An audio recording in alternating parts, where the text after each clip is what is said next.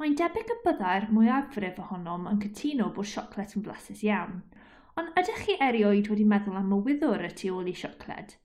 Yma byddwn yn edrych ar sawl agwedd ar wyddor siocled.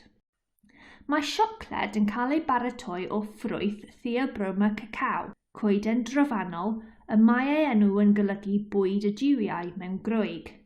Dim ond o dan o modau penodol y mae'n tyfu'n dda, felly mae ei ddosbarthiad wedi gyfyngu i'r fforestydd glaw mewn rhanbarthau cyhudeddol. Mae yna sawl gwahanol fath, a mae gan bob un ei broffil blas ac arogl ei hun. Mae ffa coco amrwd yn anfwytadwy oherwydd ei blas chwerw.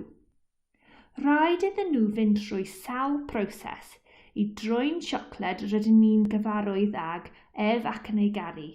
Mae rai o'r prosesu hyn yn newidiadau cemegol, ond mae eraill yn ffisegol.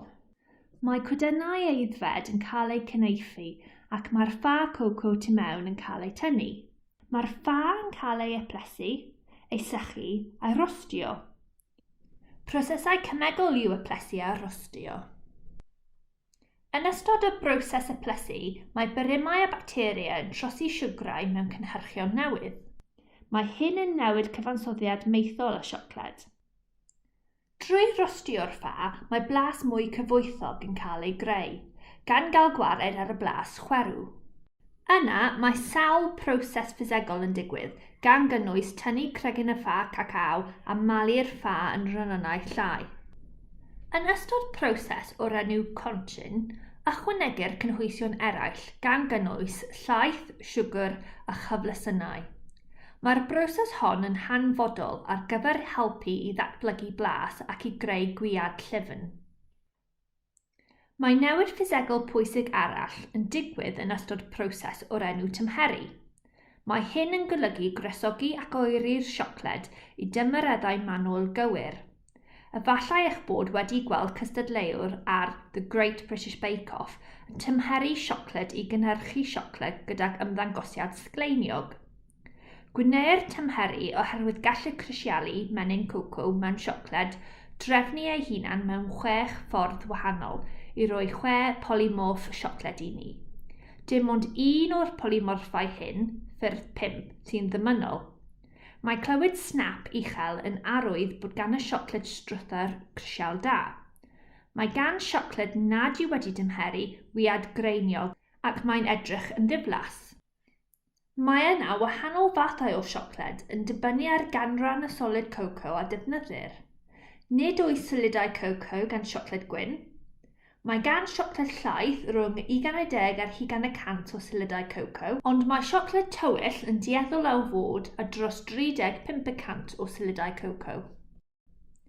Nid yn unig y mae siocled yn blasu'n dda, ond mae ymchwil wedi dangos y gall y cemegau mewn siocled newid eich hwyliau.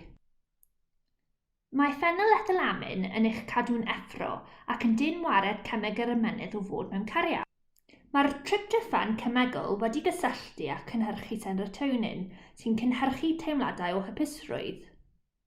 Mae'r cemegyn yn andamyd yn helpu rwystroi'n poen, ond mae polyphenolau fel catechin yn gweithredu fel gwrthocsidyddion.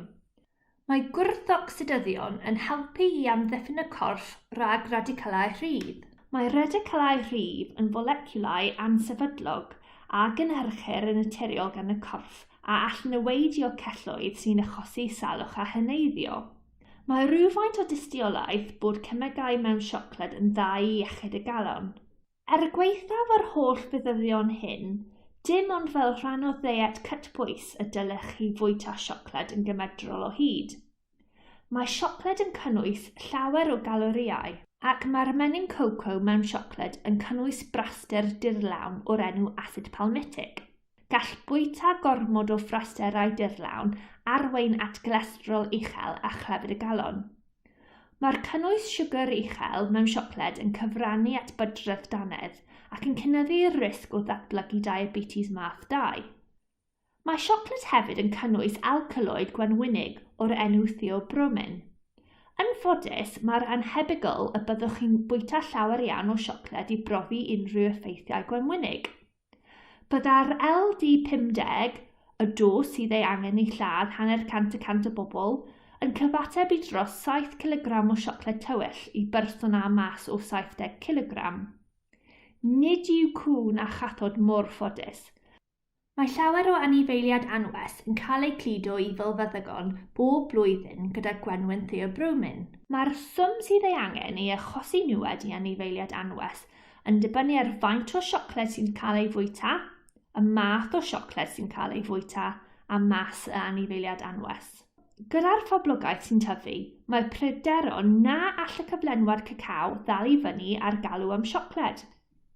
Mae Côte d'Ivoire a Ghana yn cynhyrchu dros hanner cacao y byd, ond rhagwelir y bydd newydd hinsawdd yn lleihau maint y tir sy'n addas i ymaethu erbyn 2050. Problem arall yw tueddiad y planhigyn cacao i heintiau ffwngaidd a phryfed. Yn 2010, trefnodd gwyddonwyr genome o'r math cacao a gafodd ei drin i angaf, mwyn adnabod genynnau pwysig ar gyfer ymchwilwyr a bridwr cacao. Bydd hyn yn helpu gwyddonwyr i beiriannu planhigion cacao yn enetig gyda gwahanol briodweddau fel ymwrtheb i glyfydau ffwngaidd a phryfed neu i wrthsefyll sychder.